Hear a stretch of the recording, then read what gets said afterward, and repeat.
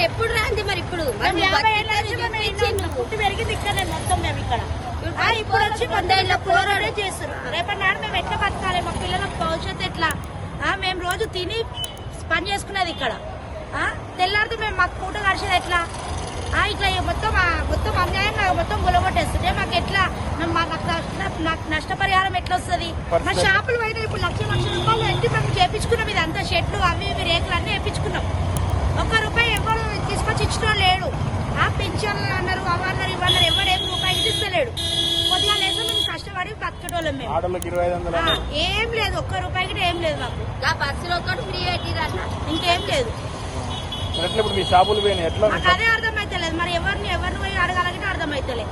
మాకు న్యాయం చేసిన ప్రభుత్వం అసలుంటిదే మాకే అన్యాయం చేస్తున్నాం. ఇంకేమన్నా అడుగుతాం మేము?